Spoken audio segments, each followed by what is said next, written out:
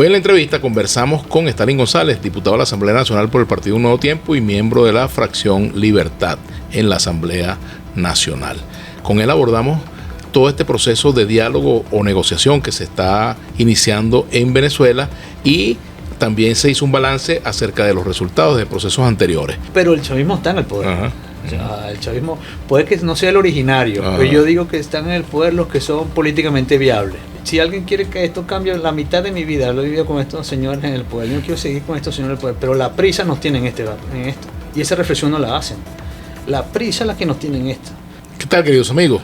Bueno, al momento de grabar esta entrevista todavía no se ha iniciado el diálogo entre la Asamblea Nacional 2015 y el gobierno de Delcy Rodríguez, al cual desde Estados Unidos lo llaman el gobierno interino. Pero vamos a conversar sobre este asunto con Stalin González, diputado de la Asamblea Nacional, integrante de la fracción Libertad y además dirigente del partido Un Nuevo Tiempo. ¿Cómo estás, Stalin? ¿Cómo te va? Buenas, ¿cómo estás, Vladimir? Pero caramba, ¿qué ha fallado en los diálogos anteriores, previos a este que se está intentando llevar a cabo? A ver, primero que hay una diferencia entre diálogo y negociación. Ajá. Bueno, diálogo es una parte del proceso. O sea, puede haber diálogo y no necesariamente puede haber negociación. Y puede haber negociación sin hablarse. Es más difícil, ver. A ver, yo lo que creo es que, primero que cualquier proceso de este tipo hay que acompañarlo y tener que termine en buenos términos, ¿no? Y que los objetivos que se hayan planteado se logren. Uh-huh. Creo que ningún espacio hay que satanizarlo. Yo creo en el acuerdo, en la negociación. No hay forma de hacer política sin hablar, sin acordar, sin negociar. Y eso es una cosa que siempre digo, ¿no? Que hay una parte de la política que cree que, que cree que la política es imponer solamente su visión y al final hay que buscar acuerdos. El tema es que cualquier espacio de eso debe tener un plan, debe tener una hoja, un objetivo y deben cumplirse, ¿no? Y serán evaluados por sus resultados. Veremos, esto no ha empezado. Ya a esta fecha ya tenía otras fechas, no va a comenzar en la fecha que estaba. Se ha anunciado una parte de la agenda. Veremos cuál es el esquema, veremos cuál es la... Pero yo creo que lo importante es que veamos cuál es el resultado, ¿no? Que tengamos en el horizonte una ruta institucional que permita a los venezolanos elegir libremente su destino. En un diálogo o una negociación, ¿cuánto pesa la agenda? ¿Cuánto pesan los negociadores? Bueno, a ver, dice parte de la, como diría John Magdaleno, parte de la literatura sobre las transiciones. Y de las negociaciones, porque hay varios métodos de negociación. Hay varios métodos, pero suelen cada uno, aunque hay varios métodos, pueden parecerse. Que uno, tú tienes que separar el problema de la persona. O sea, una cosa es los negociadores de ambos lados, pero tienes que separar los problemas. Tú tienes un objetivo y plantearte el objetivo. Y lo otro, tienes que tener empatía, sino tienes que ponerte en el lugar del otro para entender qué está. Y ahí también tienes que construir la parte institucional y legitimidad de ese proceso, que es la que a mí me llama más la atención, que creo que va a ser la más dura de ese proceso. Y más que ese acuerdo o negociación que haya ahí, es la negociación dentro de la oposición. Porque ahí está representada una parte de la oposición, igual todos estamos esperando que ahí pase algo, ¿no? Y que ese algo nos represente a todos, pero yo creo que la parte más dura de eso va a ser la discusión interna de la oposición en el cómo llegar a lo que se estén planteando ahí, ¿no? Si es que hay discusión, porque de repente lo que ya viene está decidido, cocinado y no consultado, ¿no? Entonces con otros sectores. Un problema de legitimidad. Uh-huh. O sea, porque parte de la negociación es la legitimidad de cualquier acuerdo. Si estuviera un representante de María Corina Machado en esa mesa, ¿sería más legítima la negociación que si no lo está? Otra parte de la oposición. Ajá, uh-huh. Agregaras otra parte. Lo cierto es que ahí no está toda la oposición, no está ahí. Uh-huh. No quiere decir que eso sea malo, uh-huh. ni que sea por cierto bueno. Tampoco está todo el chavismo, fíjate. Bueno, el chavismo yo no me meto en sus problemas. Ese es un tema de ellos que verán cómo lo resuelven. Uh-huh. Tienen una ventaja, que están en el poder, uh-huh. ¿no? Y han sabido ser suficientemente flexibles para mantenerse bueno, algunos están en el poder y otros ya no, pareciera. Pero el chavismo está en el poder. Uh-huh. O sea, el chavismo puede que no sea el originario, pero yo digo que están en el poder los que son políticamente viables. Así es. No son los herederos naturales, pero son los que son políticamente viables. ¿Qué recomendación le das tú a Dinora Figuera para lidiar con un negociador tan difícil como Jorge Rodríguez? No, que tú lo conoces, yo debes creo, conocerlo. a ver, yo creo que hay que tener, si usted tiene un plan, y tiene sus objetivos claros, no tienes que planteártelo y llegar ahí. Y siempre separar el problema de la persona. Es que es parte de cualquier negociación, pero a mí lo que me preocupa es que el resultado de eso, más allá de los intrínculos entre personas, es que el resultado sea el que la gente esté esperando, ¿no? Porque Ahora, se generan muchas expectativas con respecto a estas negociaciones, porque la gente cree que iba a salir resuelto el asunto del salario, seguridad social, etcétera, y resulta que no son los temas, que no están en la agenda. Está, por supuesto, lo del terremoto, que era obvio que era necesario tocar allí, ¿no? Claro, a ver, esto es de aquí desde el análisis, ¿no? Desde la barrera. Sí, desde el análisis. Puede que uno tenga información una más que otra. Pero suelta algo. No yo no, ahí evidentemente que allá hay algo, es una negociación que cumple o que va a cubrir una parte de la controversia y de la crisis, que es construir un cronograma electoral. Eso es el objetivo de esa. Ahora bien, hay una serie de temas que no se van a resolver ahí. Por ejemplo, a decirlo de alguna manera, cómo vivimos los venezolanos mejor, ¿no?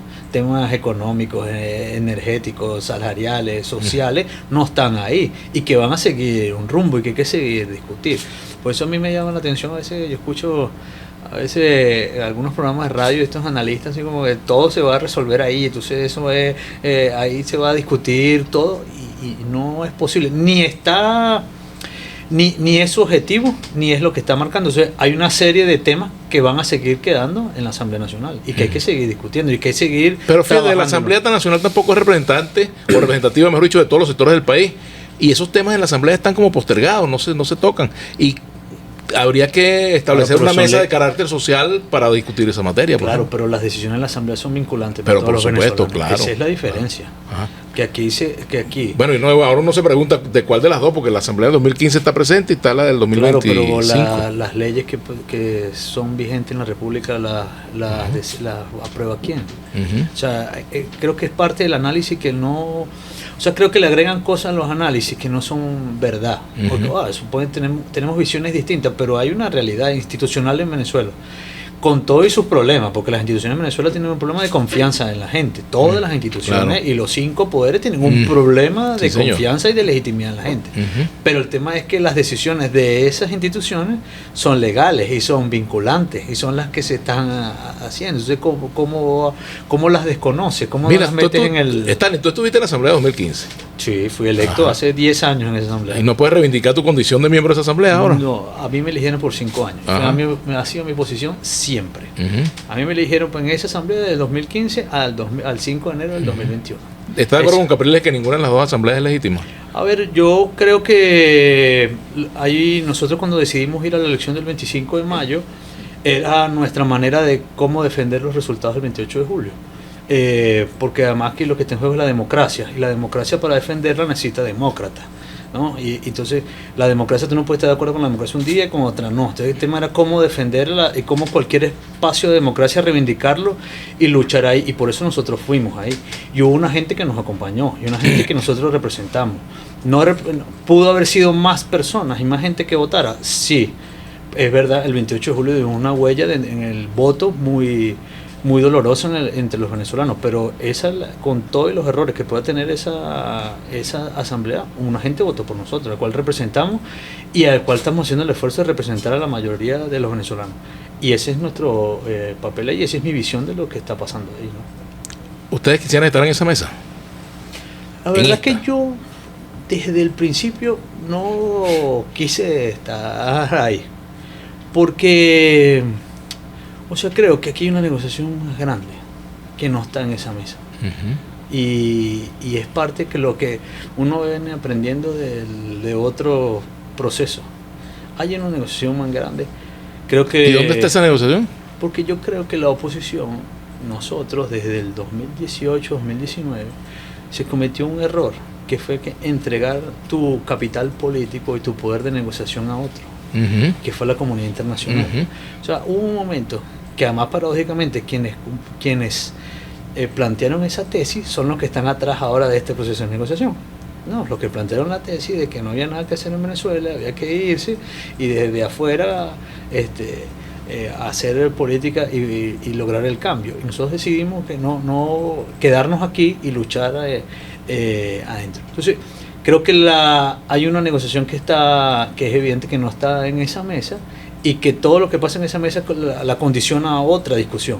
Entonces yo creo que el tema aquí es, y no todos los temas están ahí, y nosotros estamos en la asamblea y tenemos un rol y un papel en o sea, las transiciones son un proceso, y creer que las transiciones son una ruptura, son un cambio inmediato, y hay una serie de temas que no están ahí, el cual hay que cubrir, hay que tener opinión y hay que buscarle solución, ¿no?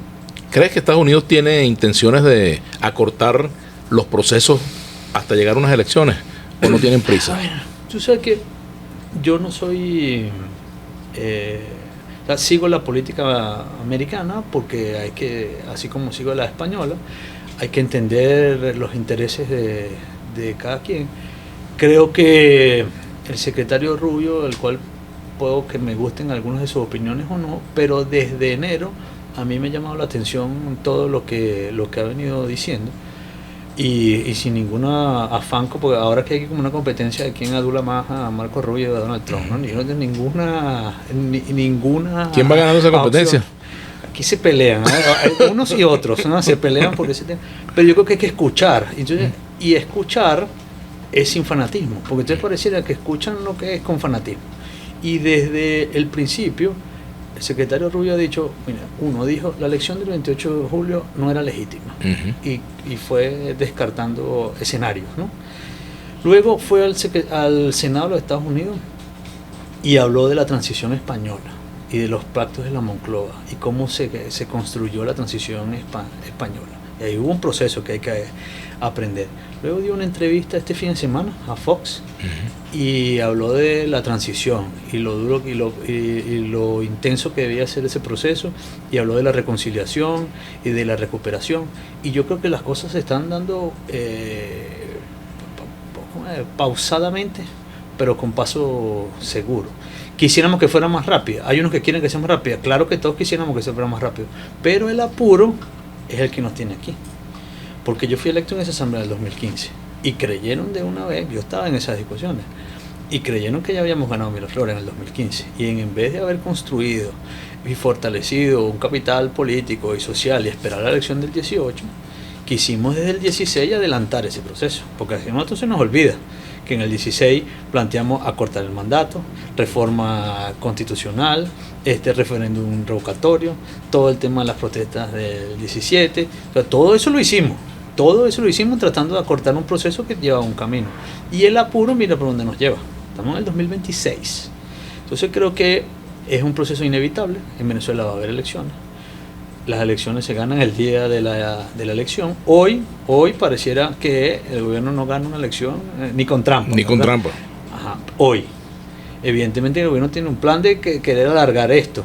Y pareciera que desde la visión que se tiene desde afuera es que hay que llevar estos cambios institucionales con calma. Entonces, en vez de la oposición discutir cómo construir una alternativa que sea políticamente viable, cómo reunificar al voto opositor, cómo reunificar a las fuerzas políticas, es una disyuntiva y una pelea innecesaria que está ahí. Yo creo que aquí el objetivo tiene que ser construir una alternativa que sea viable, porque esto no es un problema de popularidad, es un problema de viabilidad política. Y la oposición, nosotros hemos planteado esto desde el 2012 contra Chávez como un problema de popularidad. Y con la popularidad, la oposición es mayoría en el voto popular desde 2013 y no llegó al poder. Entonces el problema no es de popularidad, sino de pensar bien. Entonces por eso los más estudiosos del tema comparan a la política siempre con el ajedrez, ¿verdad? Porque es un juego de estrategia, de pensar cómo se hacen las cosas. Entonces, yo creo que hemos planteado unos planes que son políticamente inviables. Y en ese ajedrez, ¿qué pieza es María Corina Machado? Yo no creo que aquí haya que personalizar nada, pero es evidentemente, y está demostrado, que con un sector de la oposición es más difícil llegar al poder, porque no es políticamente viable. Entonces el tema es cómo construimos algo que sea viable. ¿Cómo hacemos? Porque aquí nos encanta comparar las transiciones, ¿no? Yo siempre uso 3 ejemplos facilitos. Bueno, no vino con los 150 modelos que hay. Pero Chile, o sea, ¿por qué Chile pudo lograr? Porque la concertación se dio. La popularidad la tenía uno, ¿verdad? Y dijo, bueno, vamos a hacer algo. A mí no me van a entregar. eres tú el primer gobierno, y por eso la concertación hace un acuerdo de cada 4 años y no había reelección para que todos pudieran ser, y hubo la madurez política de ese acuerdo. Aquí no lo hay. Aquí tú ves las entrevistas, entonces se sigue apelando a una primaria hace 3 años y se sigue apelando a unas cosas, entonces no hay ninguna manera de rectificar lo que está pasando, ¿no? Sino es son referentes importantes el resultado del 28, las primarias del año 2023. Pero que todo es parte ya de la historia, pues todo es parte de la historia. Y te digo, por ejemplo, la calle de Marcos Pérez Jiménez, que es la última transición interna, ¿quién la llevó? ¿La llevó a Betancur, Jóbito y Caldera? No, la llevó la Raza, que era parte del régimen de Pérez Jiménez. Entonces, o tanto que nos gusta Mandela, de Klerk decidió con quién hablaba y construyó un acuerdo distinto a los 3 procesos, y construyó un acuerdo antes de la elección con Mandela, y quedó claro, bueno, el día de la elección queda claro cuál es el destino de quien pierde la elección. Entonces, esa madurez aquí no la tenemos, sino una cosa siempre de imponer. Por eso yo digo que la democracia se defiende con demócratas, y yo creo que es parte de lo que nos falta.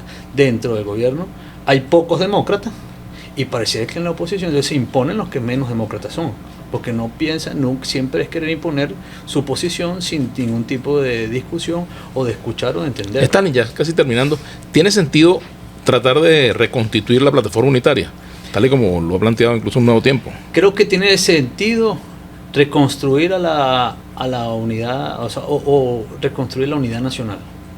Yo no me amarro a ninguna forma de organización.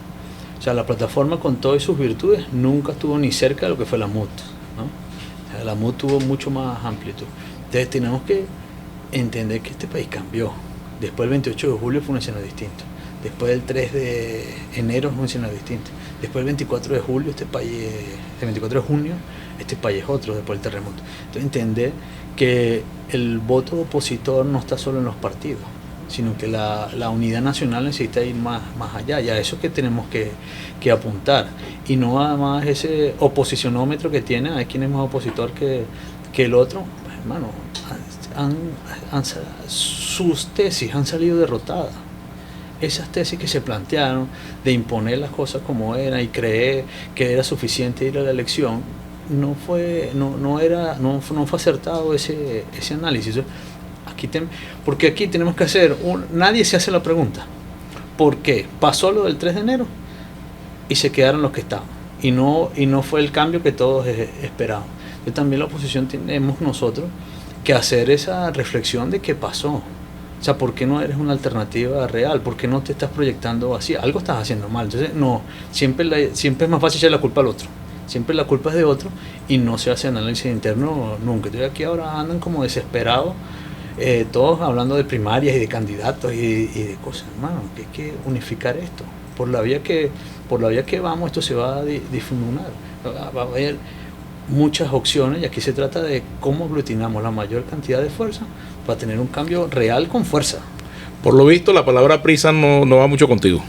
No es que es prisa, porque si alguien quiere que esto cambie, la mitad de mi vida lo he vivido con estos señores en el poder, yo quiero seguir con estos señores en el poder, pero la prisa nos tiene en esto, y esa reflexión no la hacen. La prisa es la que nos tiene en esto, porque la prisa nos hace cometer errores y entonces siempre le regalan más tiempo. Entonces, esa reflexión nunca la hacen, siempre es mejor culpa al otro, y entonces no se dan cuenta de todos los errores que han hecho y toda la prisa por donde nos lleva.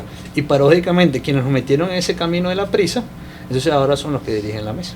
Pero bueno, así es la política. Así es. Gracias, Stalin, por acompañarnos. Y a ustedes, queridos amigos, hasta la próxima entrevista.